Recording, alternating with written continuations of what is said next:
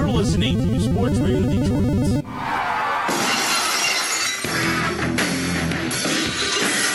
So, Fred, is it petty of me that if I find out that you defriended me on Facebook that you're pretty much dead to me? Because I feel like for someone to defriend you on Facebook, you have to be pretty much dead to them. So I found out someone defriended me on Facebook this week, and this person is dead to me because I feel like that's the ultimate middle finger in this day and age.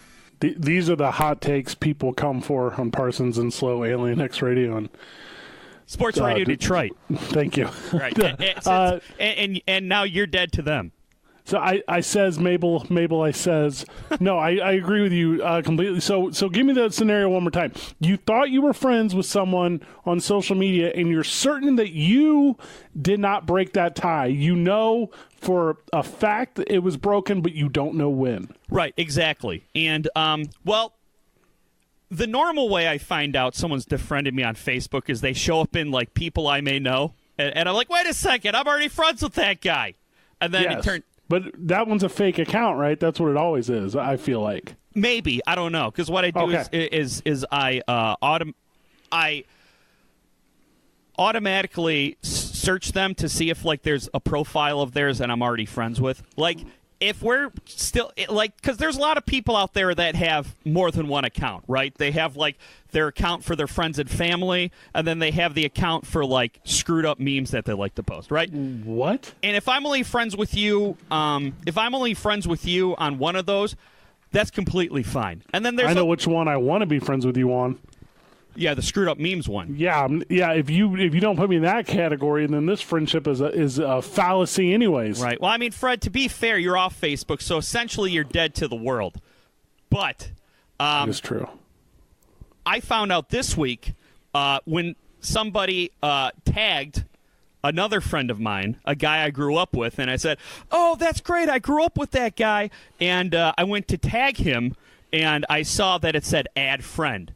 And I was like, I don't know what I did, but fuck yourself. And you're not even going to bother to ask. No. Like, why should I? They didn't bother to tell me that they defriended me. I don't know what it is. Maybe I said something they don't like. Maybe they, well, you know, back in like 2010, Fred, I posted a screenshot from the O'Reilly Factor. You know, Bill O'Reilly would ask if someone was a pinhead or a patriot. Okay. And that day was Justin Bieber. It said pinhead or patriot. So I posted that, and a lot of people defriended me probably because they thought I was a Bill O'Reilly fan. But, you know, ever since then, I don't know. I mean, there's certain people who you're like, okay, this guy definitely hates me. I can see why he defriended me.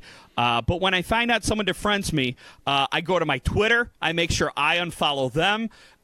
You know, if they're in something on Instagram, you know, if they're on Instagram, I unfollow them on Instagram. If they're in a band or if they're promoting something, I make sure. If you defriend me, that is the ultimate insult, and you are dead to me. You reach out to your small but loyal group of friends and you tell them the situation and encourage them to also follow your lead of exile for this person. You do that? Right.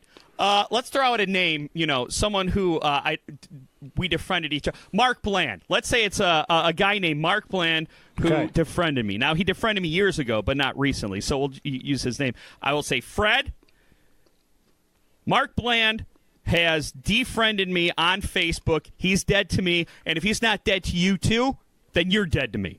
He actually just made a new account. I don't think he re-added you. Oh, well, and that's fine with me. But I'm not talking about Mark Bland in this instance. But let's say it was Mark three-tier, Bland. Mike. Let me break this down for you because it's 3-tier.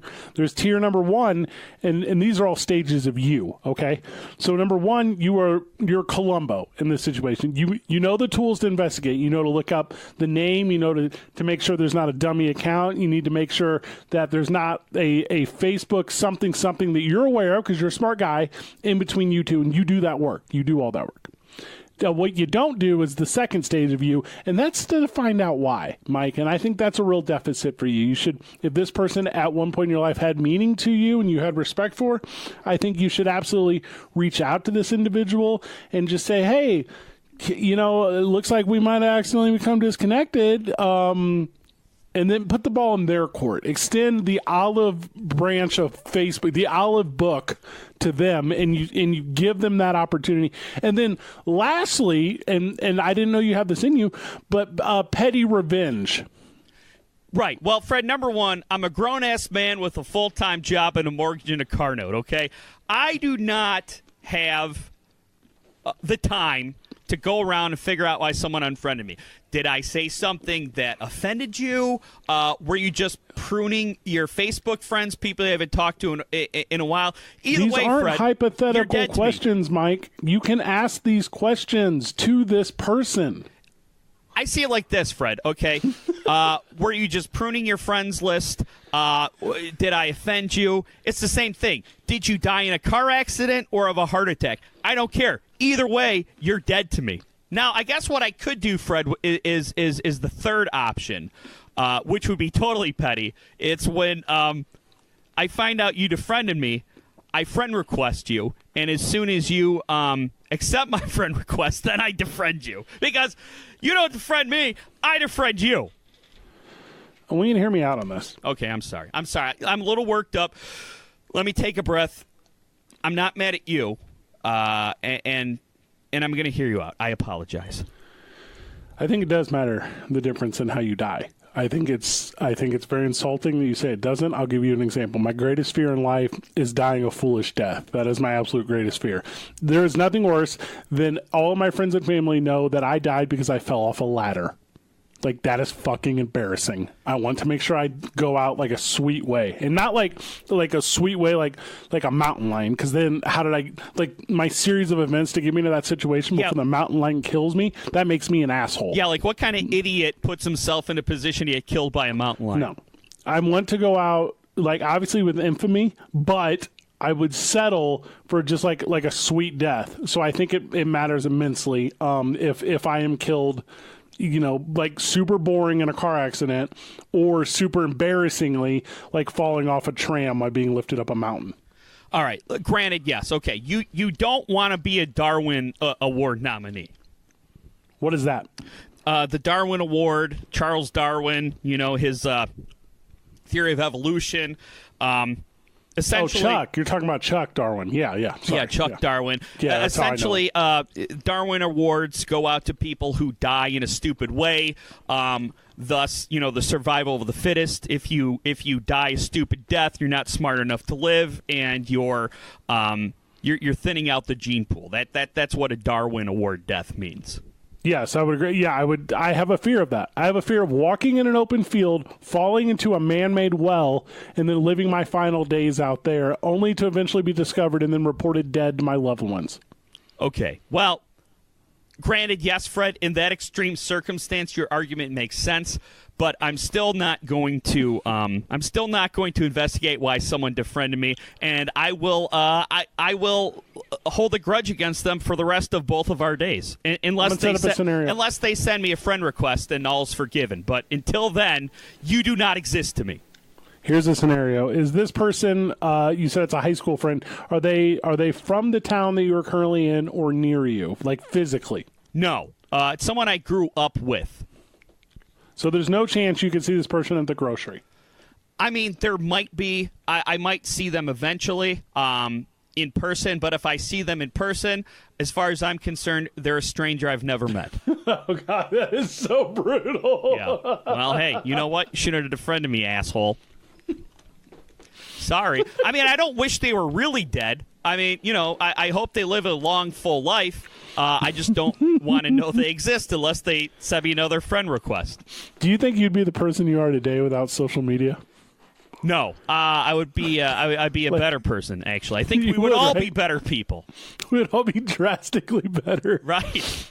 But you know what, Fred? That's not the timeline. That's not the reality we live in, and here we are.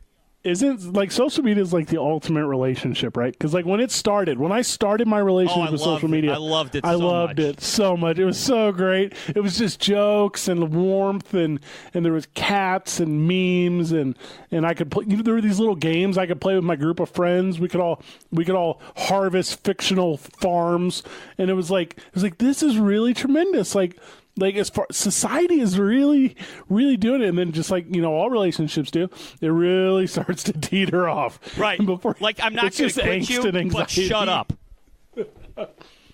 I can't take you off the home screen of my cell phone, but I fucking hate you every time I look at you. Right. So. Yeah. So Fred, yeah, like I said, what is your guttural response? I'm not trying to cut you off. I'm so sorry. What is your guttural response to seeing that ad, friend? Like in that moment, you're like, "Fuck, I am sick to my stomach." At first, I'm like, "Hey, the hell did I do to you?"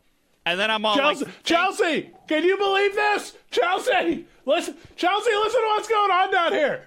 Like, that's what you do. You're like, this is so stupid. And then I'm all like, okay, thank you, next. Oh, damn. You Ariana Grande. Yeah, that's right. Thank you, next. Okay, fine. On to the next one. We're making fun. There are fucking people listening to this right now that go through this same roller coaster of emotion. There are people podcasting on this very podcast who go through this roller coaster of emotion. And some of them make sense, right? Some of them, like your aunt gets divorced, and then like your ex-uncle like deletes you, and you're like, okay, that totally makes sense. Yeah, my sister's ex-husband, he deleted the entire family. Okay, you know what? I understand that. God bless. Guy I used to pick up street hockey with, who I've been friends with on Facebook for the last decade. I ain't do nothing to you, asshole. Do you see the guy that owns the Carolina Hurricanes gave $250 million to the AAF because they can't afford to pay their players? Yeah. What a disaster. And last week, Fred, you and I were we had a shorter show, so we didn't get to the AAF, but I'm glad that we didn't get to it because the AAF, it debuted Grammys weekend, and all over the place, Fred, positive reviews.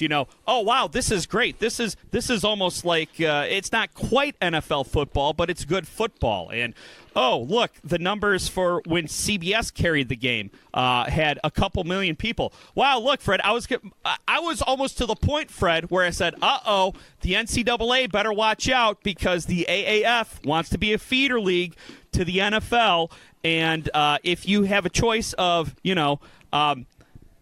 playing for nothing at a college or honing your skills while being paid a little bit, the NCAA better be nervous or they better start paying their players, and then all of a sudden, they might not have enough money to make it to week 3.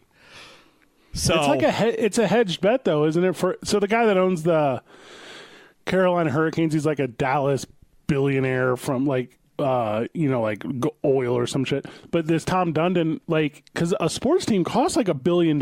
This is a whole league, and it was only $250 million. That seems like a good investment to me, even though it's obviously going to fail. Right, because it sounds like they're trying to run this league like it's the NFL, and except they don't have the half century or so of brand recognition and slowly building up over time into this.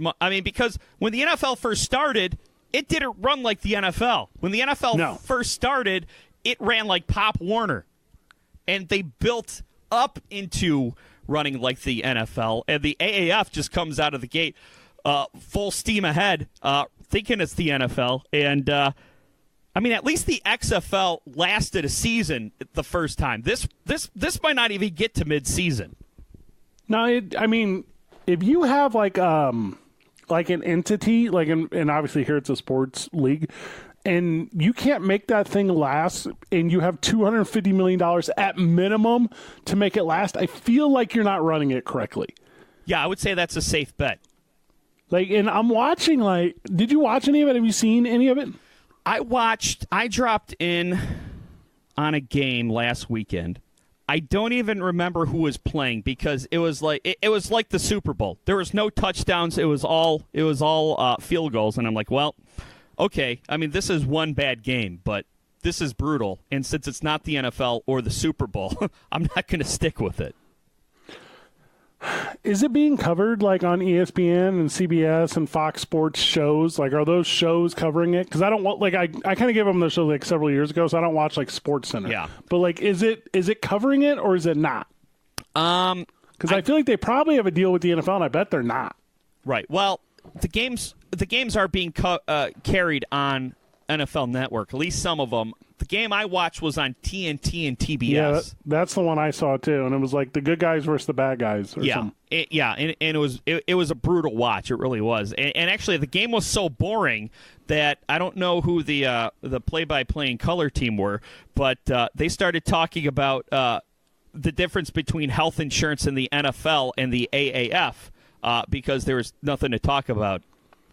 Don't you feel like that's the audience? I do feel like that's the audience. I feel because it's there's like umbrella programming, like there's like shows where you just think you're going to get a ton of people, like Deal or No Deal or whatever. Right. But then but then there's like really specific programming too. Like what's a good example? Like HBO. Like HBO is like, oh yeah, we're definitely going to get people who love swords and dragons with this one. Right. And that's what I think that the AFS, they know they're going to get like hardcore football fan, like.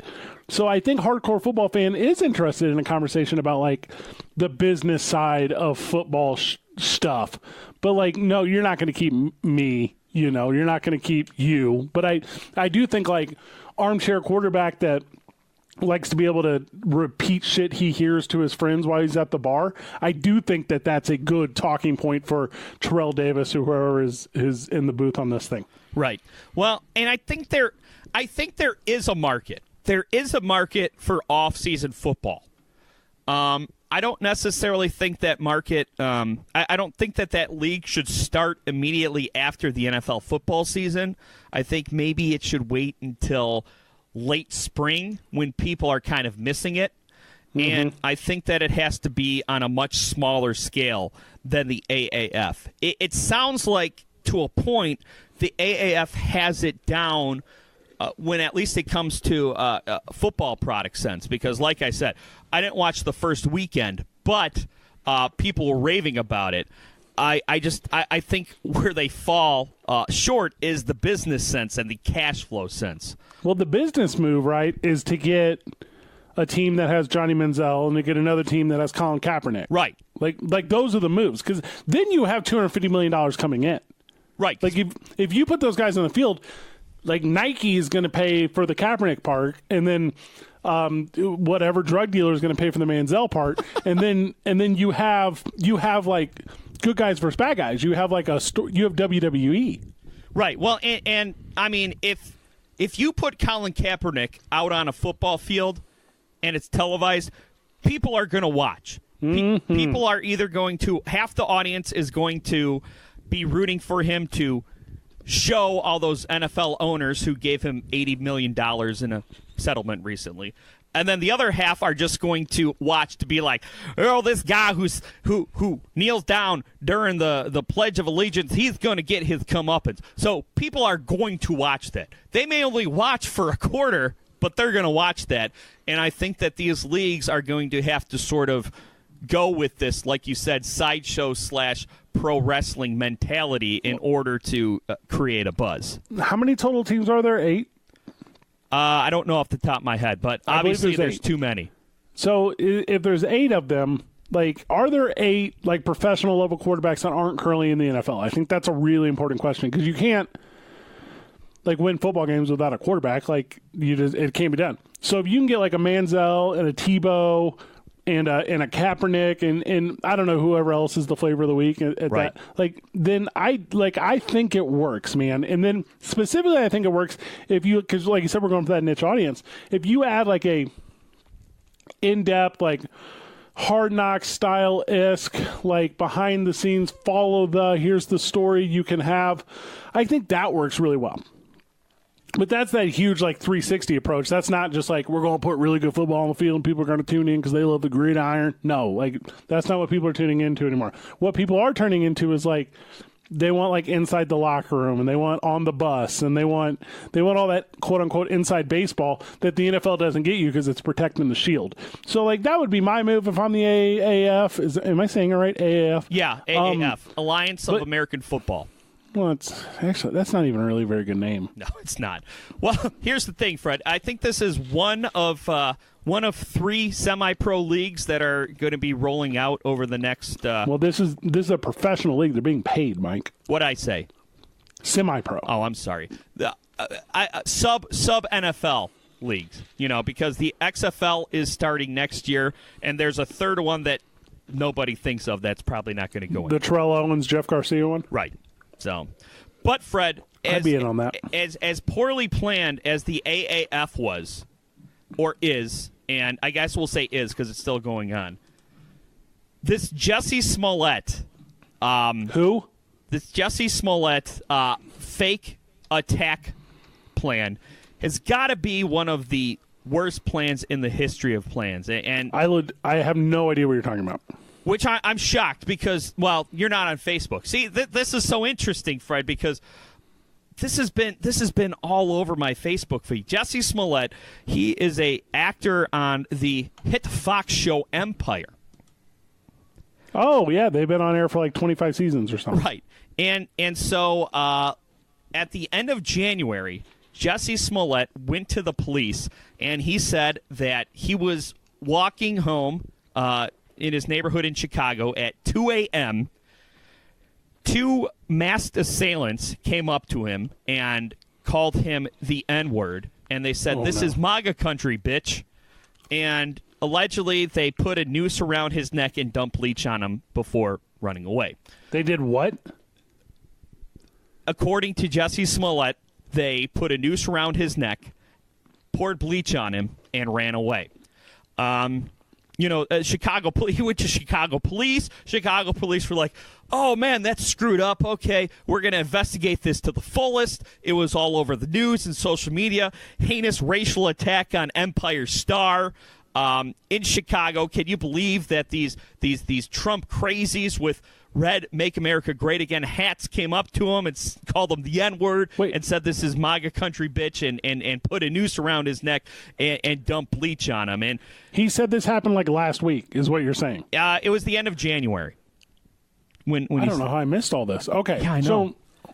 So these Klan members attacked him. Then what? Allegedly. Well, so Chicago police said, "Well, this is crazy. We can't have this happening in our country." Okay, so just give us your call log. Tell us where it happened. We're gonna watch the surveillance video, and we are gonna bring these two. Okay, so the police said they're gonna do police work. Right. And okay, yeah, revolutionary. I'm right. ready. Okay, so great. Yeah, let's get them because this is a heinous act that happened. Well, Jussie Smolett. He wasn't too cooperative with the police. He wouldn't give them. He wouldn't give the police his call log. He wouldn't give police his access drug dealers in there. To his phone. What's that, Fred? Because his drug dealers in there. You would think so, but you're like, okay, so what's this guy hiding?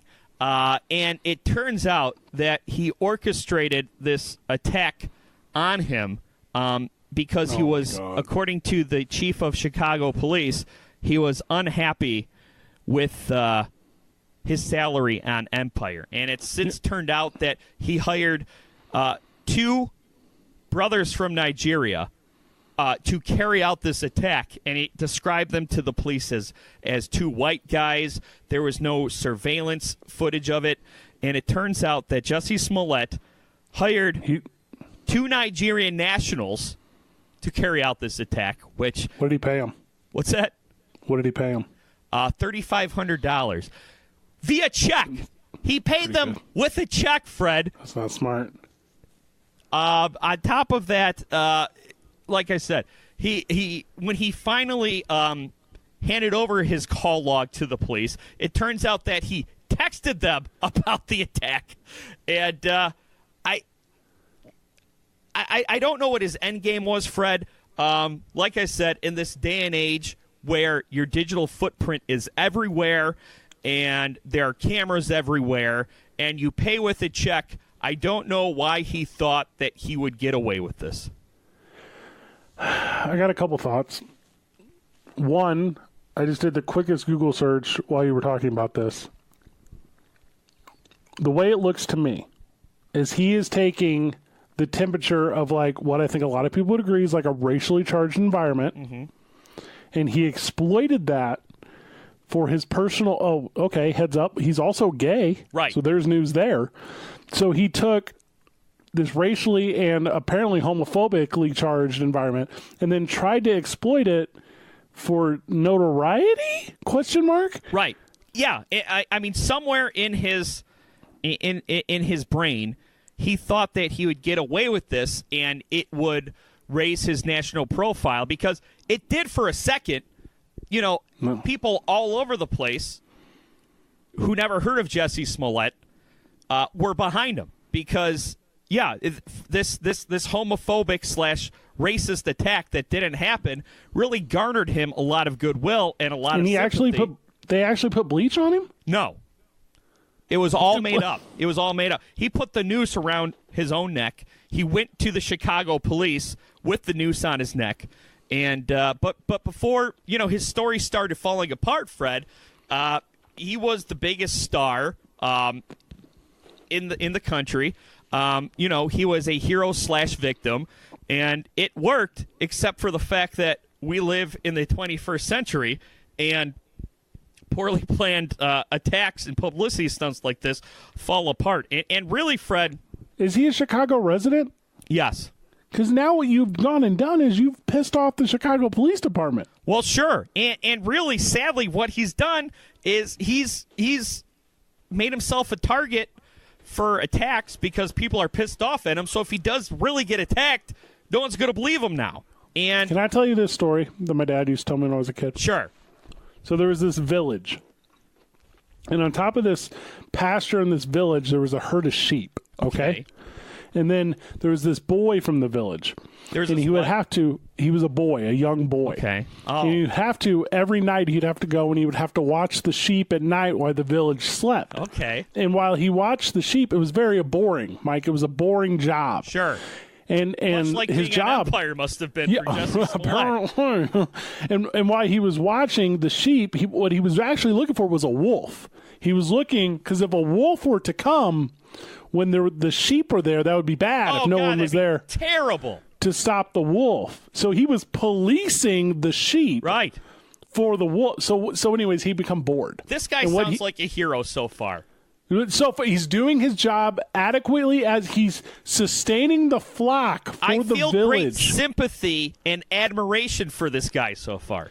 But all he wants in life is a little attention. I'm about to tweet about how I'm on this guy's side right now. So what he does, and this is a foolish move in hindsight. Hashtag this guy strong. Hashtag Wolf Watcher Boy strong. Okay. Hashtag Shepherd strong. That's right. Shepherd strong. That's better. Better branding.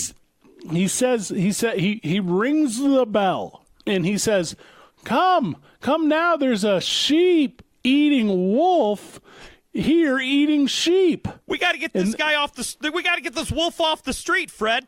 And the village rises from their slumber, and they grab their pitchforks and their anti-wolf apparatuses, and they come running up the hill. And the boy, Mike, as what has happened? Fred, because this wolf is not what America is. No, because we have to protect the flock. Yes, Mike. So they come running, and as they come running up the hill, the boy he's laughing, Mike. He's laughing at them. He says, "I have fooled you all. I am the boy who cried that the wolf was here, and I have fooled you to the point where you've risen from your slumber, and I am oh so entertained." Well, Fred, what this groundbreaking metaphor that your father told you as a child, it's going to make me less apt to believe this boy next time he says there's an actual wolf. Funny you say that, Mike. The town then turns around from the boy, disgusted and disgruntled. They go back to bed. Right, as I would. A week passes. Twice. The boy calls again. 1 week later, he calls again. He says, "There's a wolf. He eats sheep." He's ringing the bell I'm not getting awakes. up for this shit again. No, they do. This time they get up twice, Mike. What? They got up twice. They came running up the hill, and he just laughed. He laughed in their face, Mike. They turned again, disgruntled. So 1 week passes, one more week, and he's... Real quick, Fred, though, you know, the third time, fool me once, shame on you. You can't fool me twice. Can't fool me again. So then the boy, he promises after the second time, he says, I'm sorry. I will not call for the wolf when there is no wolf. I won't do it. And they say, oh. Now, I'm a skeptic. This boy has a track record of that I don't believe him. 1 week later, he's watching over the flock. It's the middle of the night. The city slumbers. Why haven't they found a new boy? But okay. Approaching. I would have fired this guy already. From the distance, an entire pack of wolves. Yep. Like an actual this story before. Pack of wolves comes. You know what they do? What? They start to eat the sheep. Yeah. Well, you know what? I ain't getting. He rings shit again. I've the bell.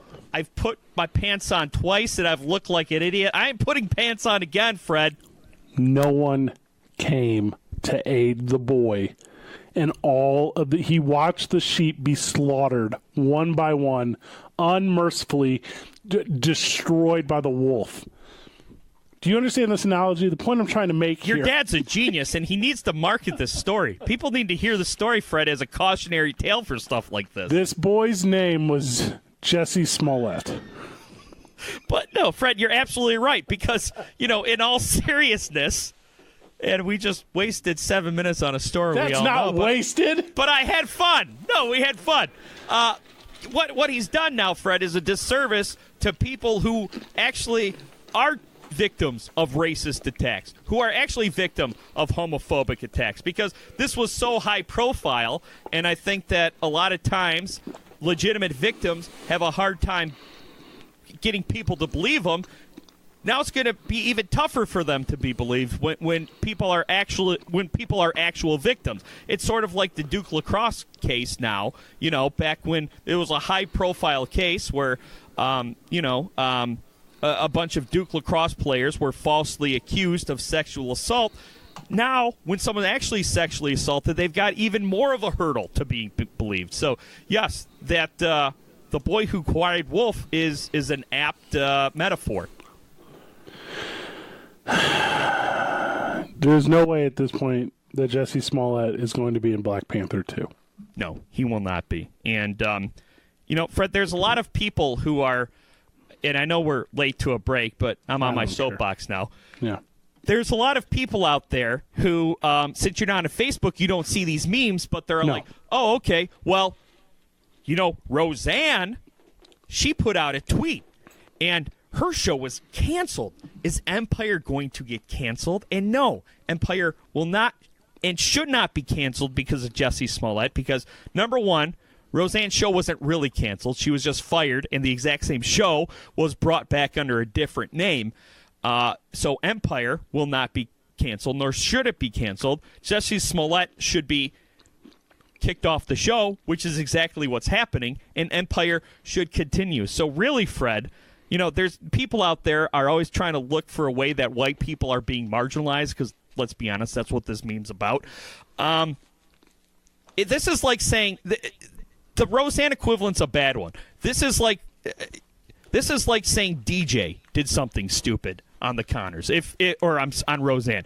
If DJ did something stupid, which is a better comparison to Jussie Smollett's. Every episode, she did something stupid. What's that? She did something stupid every episode. Every story arc was based around DJ's poor decisions. No, I'm saying if the actor who played DJ in real life did something stupid. If we're talking about Candace Cameron, you say Candace Cameron. No, I'm talking about DJ from the Connors. Oh, they were talking about Full House. Yeah. So, no. Keep up. No, the Roseanne comparison's not a good Roseanne Jussie Smollett comparison's not a good one, because he's not Taraji B. Henson. He's not Lorenz Tate or whoever the male lead is. How do you know these names? I've never even seen a second of this show. Well, I'm a man of the people, Fred. That's a better comparison, because the show's not called Jussie. It's called Empire. So all Empire needs to do is just get rid of Jussie Smollett, and there's no need to take them off the air, much like ABC didn't take Roseanne off the air. They took Roseanne Barr off the air, but her show's still on. And like I said, Empire's doing the exact same thing. So the boycott Roseanne / Empire double standard, it's not a double standard. It's a false equivalent. I don't know if I know anyone who wants to be important enough to be a victim of a hate crime. Right. Like, obviously this guy's mentally ill, and he's... Yep, that's where I'm going with it. Yep. Yeah. And he needs help, and he's done more damage. He's done more damage to actual victims of racial and homophobic attacks than help to his career. And really, I mean, look, he's never going to act again. And it's tragedy all around. But at least there is one silver lining to this, Fred. Can't wait. That it seems like, at least on this, everybody's united that this guy's an idiot. You know, everyone from all sides of the political spectrum, we all agree that this guy's an idiot, and at least he should not be working right now. And I don't think any type of apology can undo the damage that he's done. I would say the silver lining is, because it's not every single night that like a pack of wolves gets to eat that well.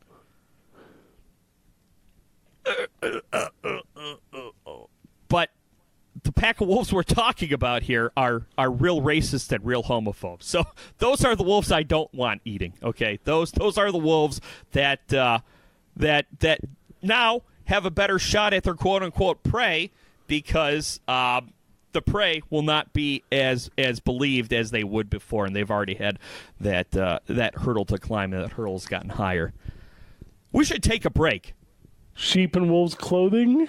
It's Parsons and Slow on Sports. Wolf in sheep's clothing. On Sports Radio Detroit and AlienXRadio.com. Counting sheep? Shut up. We'll be back. Because I feel like a salad tossing might feel good. What? Out of Bounds Detroit podcast. Tuesday morning and Friday mornings here on SportsRadioDetroit.com.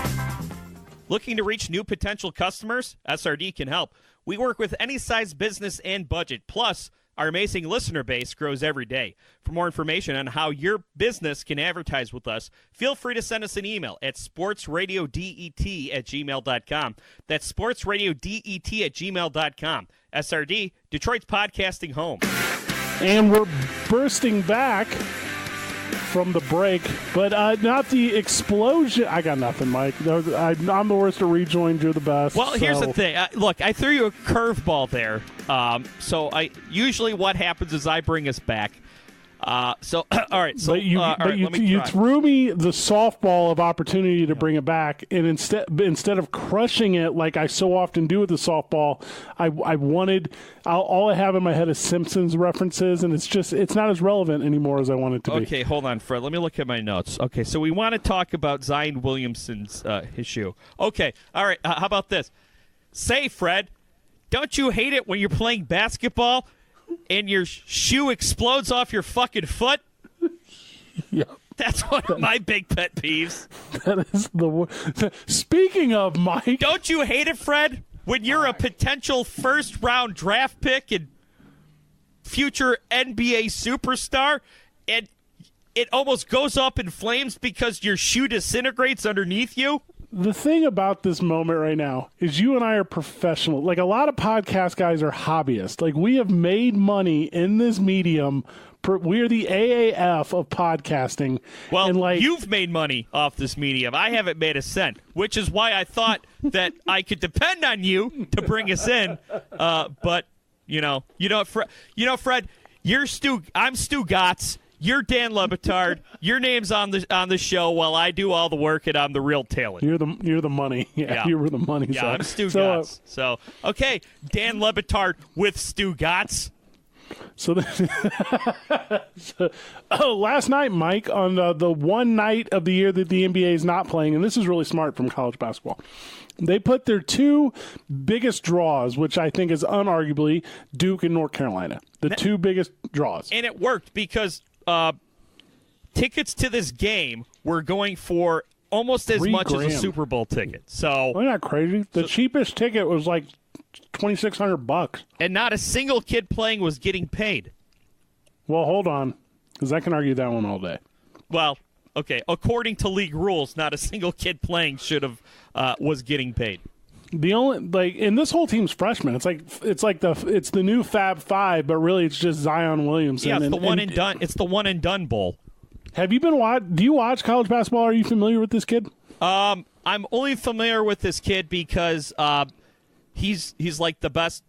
He's like the best player, the biggest physical freak to come out of the NCAA in a long time. Other than him and Mike Krzyzewski, a.k.a. Krzyzewski, and does Roy Williams still coach the Tar Heels? Yeah, Dean Smith or whoever. Okay.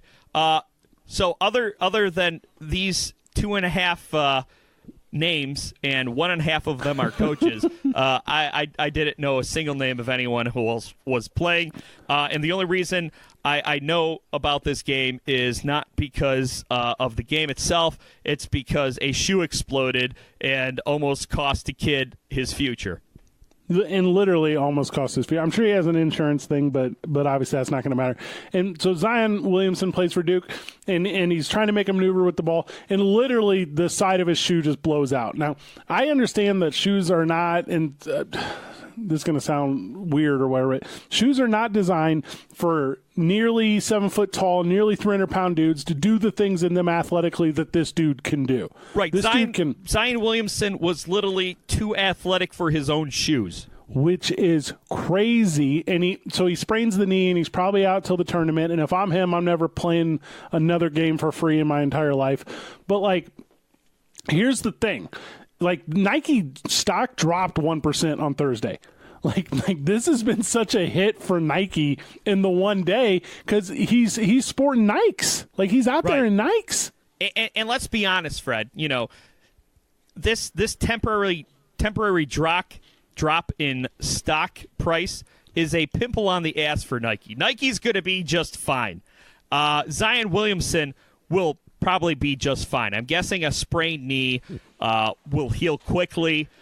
He'll continue to be the explosive player that he is. But is this for you like a Benny Rodriguez moment? Like where is the shoe? Did he knock the cover off the ball? Right. Where is the shoe at? Is it going to end up in the Basketball Hall of Fame? If I'm Zion Williamson, I am holding on to this shoe because if I play another game for free, and I know that I called the AAF a semi-pro league when it's a pro league, but the NCAA is still a quote-unquote amateur league. If I am Zion Williamson, I am holding on to this shoe in case I play another amateur game for free and I'm not as lucky as I was the other night, because I'm going to need to eBay that to offset some of the millions and millions of dollars that I would lose if I go from being a all-world NBA superstar to just an all-star. Because that's what he is right now. Every conversation about college basketball is about this guy. And when's the last time we saw that? When LeBron came out, but he went straight to the league. Right. So There's this no guy one and done rule yet. No, yeah, right. And this guy is doing it like it's not been done in a long, long time. And with that said, because of that, the shoe to me is now symbolic, right? So let's say Duke doesn't win the ship this year like they expect to. Let's say that doesn't happen. And then let's say they don't win it next year as well, because what are the odds? Really, there's 200-something NCAA Division I teams. So this shoe to me becomes like the Ruth Curse or the Bartman ball or something, right? Like there'll be a group of people that will buy it just to blow it the fuck up. Right. You have to keep this thing in a place to where it's preserved and ready to bring in the millions that you deserve, Zion Williamson. And then on top of that, here's the second part, right? So the second part is he's wearing Nikes and he blows out Nikes. Is this not where fucking Under Armour swoops in and is Zion, we know you trying to get that 7-figure deal. And here's the thing, dog. We handing out 7-figure deals. By the way, you got the coolest fucking name in sports. Come up with a cooler name than Zion. I'll wait. And why? The Zion 1. Duh. We're going to make the Zion 1, and you know what we're going to say? Not even Zion can destroy this. And they're going to make $1 billion in one day, and he's going to make his fair share of that because he blew this sneaker out, dog. Like the Barack fucking Obama was there, taking him blowing out his fucking sneaker, and now because of that, Barack fucking Obama saw Zion Williamson become a billionaire off this one thing. This is bigger than all those YouTube highlight reels of him dunking on high school kids.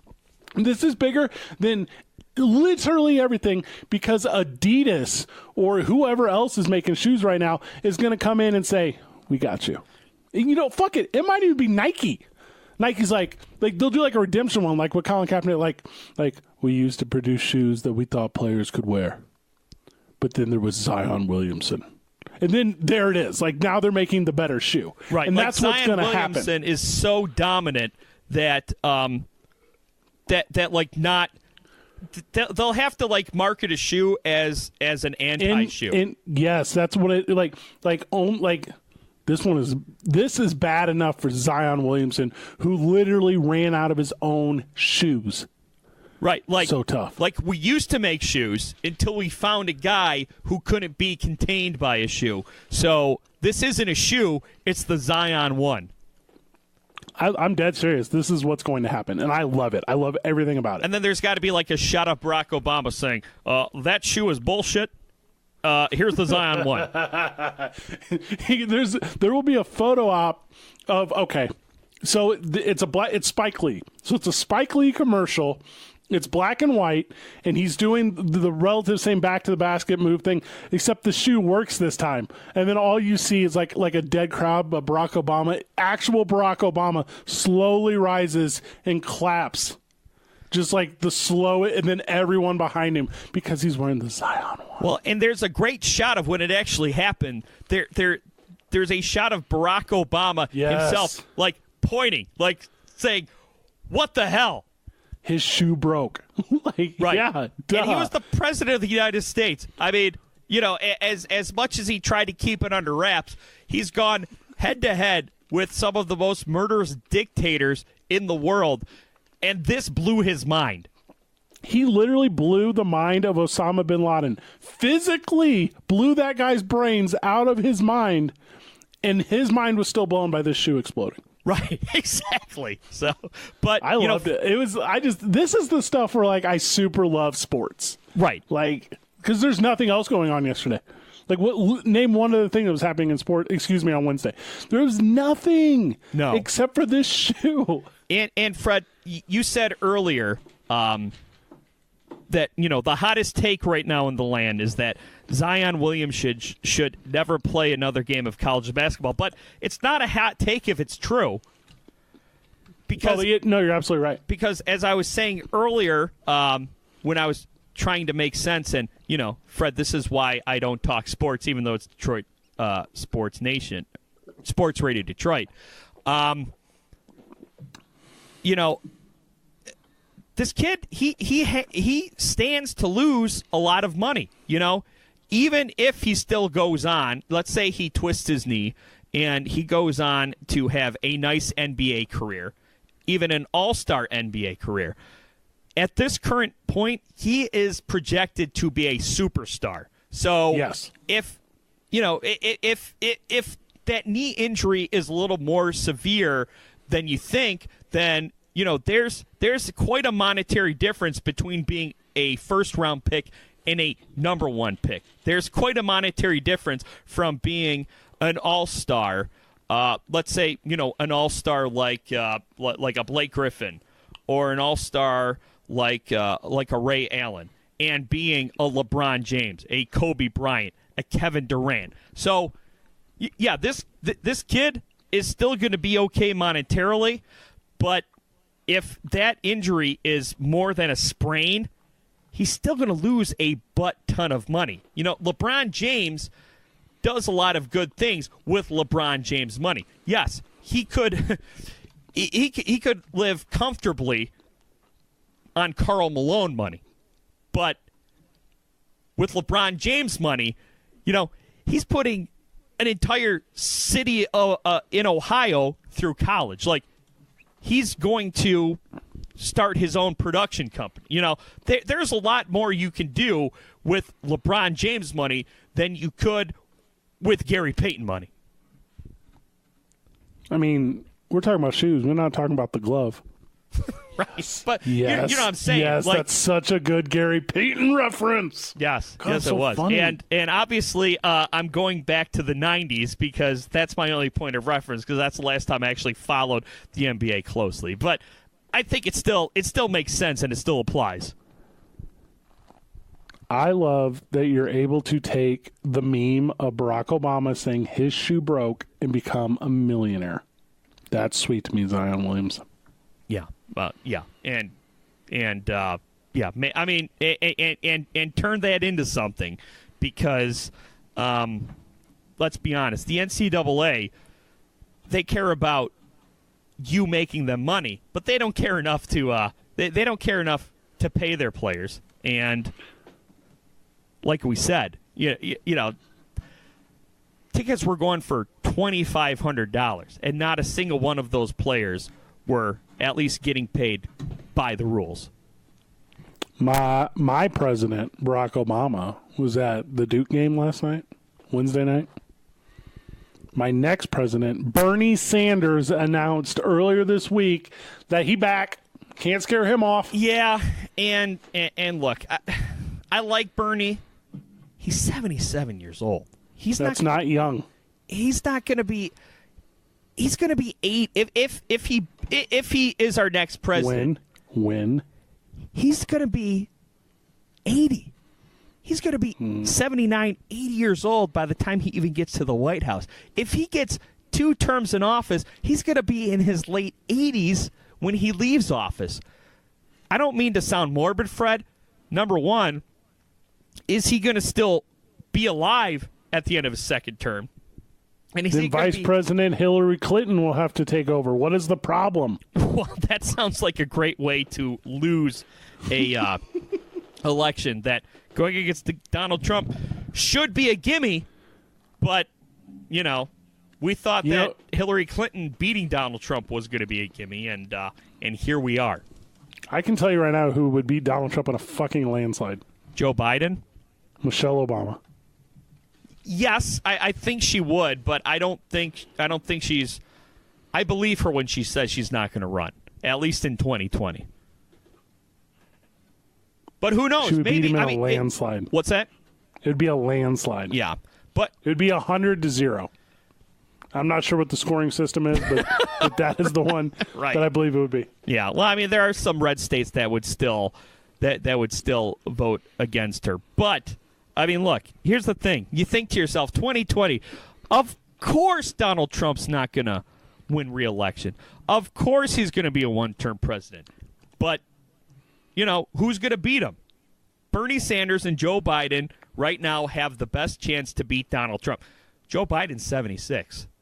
I mean, these guys are too old to be president. As much as I like Joe Biden, as much as I like Bernie Sanders as a cultural phenomenon, they're too old. So you know what, Fred? Maybe someone might say, hey, Michelle, you know, we've got these guys who are pushing 80. It's probably not a good idea for their health for them to run for president.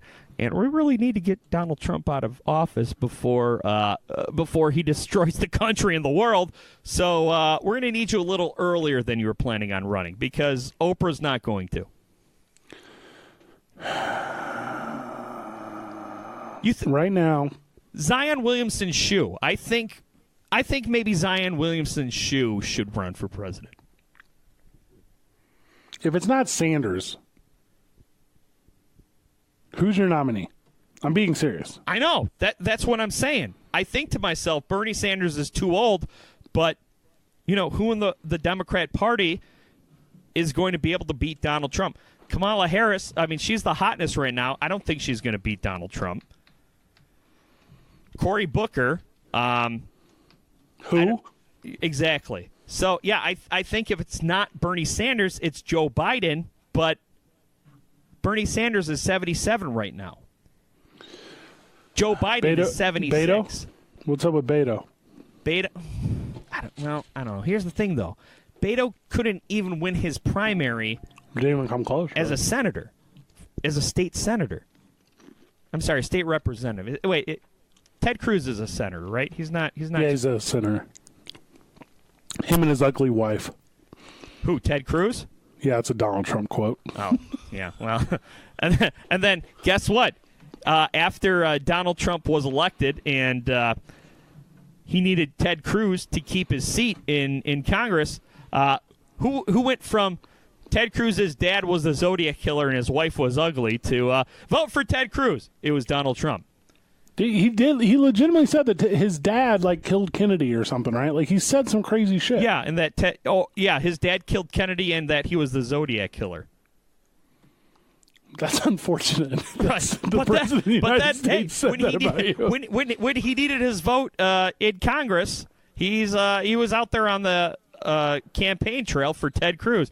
Ted Cruz, yeah, Senate. So yeah, Senate has a little more power than your average U.S. representative in the House of Representatives. But so I'm going to say it, Mike, and you're going to laugh about it, but keep in mind as I say this, that Donald Trump is in the WWE Hall of Fame, and Linda McMahon is in his cabinet, who is the wife of the guy that runs the WWE. Are you ready? Dwayne "The Rock" Johnson. Yeah. Here's the thing, Fred, though. I mean, it's like, number one, I don't want The Rock to run because I like The Rock, and I don't want to dislike The Rock. And, you know... Kanye West? Well, here's the thing. And this might be me living in my ideal reality instead of real reality. I really want to get away from us electing celebrities as president. Tom Hanks. I mean, but Fred, that might be our new reality. You may have to be a celebrity now to have a chance to be president of the United States. I don't know. That could be where we're at right now. I'm just saying, I don't think we're far from it. Like, No. if you think we're far from it, I think you're wrong. Yeah. I mean, Beto O'Rourke, he's a rising star, but... That's my guy right there. That's who I'm calling it. But, you know, like I said, could a guy who couldn't even become senator in his home state, is he gonna challenge the president of the United States? I don't know. I mean, Texas is not the United States, so maybe, but... I mean, but it's not the bluest state out there, my friend. Right. Like, right. Yeah, and he is a congressman. I mean, he is a state rep. He is a representative in Congress. If he spent one day on student council, he was way more fucking qualified than fucking Donald Trump before he ran. Well, he's more qualified to maybe run the country, but is he more qualified to win the election? Which you have to win the election before you can govern the country. The weirdest thing to me now about winning like the presidential election is that everyone you know has to go to jail. Right, that's true. It has to be right. You know, at this point, you know who if we're going by this shit show / high drama type reality, the only person who's more qualified to run the country than Donald Trump is Vince McMahon, the aforementioned the husband of the aforementioned Linda McMahon, because No spring that's chicken, what politics is becoming. Oh, yeah, because it's easier to react than think, right? And that's what wrestling is. Like, wrestling is just, you just react to whatever you're seeing. Like, that's the whole thing. And that's with, like, Fox News and CNN and MSNBC, and there's reasons that Tucker Carlson are still so big, or who's the MSNBC guy that was so big? Keith Olbermann. Keith Olbermann was so big because these guys just lean so far one fucking way or the other that like you don't even have to think about what they're saying. You just have to like absorb it and react to it because it's so opinionated and passionate or whatever. And you remember like, oh god, dude, it was probably like 15 years ago now, but Jon Stewart went on Crossfire. And Jon Stewart was like, "Fuck you guys!" Right? Like you're clowns. Right? Like you guys are like, and it's literally been 15 years since anyone has said "f you" to these people. Right? Like, right. Well, or the people who are saying "f you" to these people are just as crazy on the other side. Like, oh yeah, I can't listen to Jezebel say "f" anyone. Right? Like people. I mean, these old conservative men hate Alexandria Ocasio-Cortez so much. She is a direct result of Donald Trump. Right. They all of them. Right. So, yeah, like this influx of like women senators and congressmen is because they were like, this shit's actually weird now. Like we have to, like we can't just sit back and do nothing. We actually have to get up and do something because it's so fucking weird now. Right. And so people aren't fighting extremism with moderates. They're fighting extremists with other extremists. And that's how, you've got Alexandria Ocasio-Cortez, or that's how you've got Bernie Sanders being the front runner to win the Democratic nomination at this point. Joe Biden, if Joe Biden became the Democratic nominee and ended up winning the presidency, at least that would kind of be a shift back towards the middle a little bit. And I think that's the best chance of it. But like I said, he's pushing 80. And, that has its own set of concerns. All right. Time to go. Yep. Thanks for listening. Paul's bye. Good job, everyone. GG.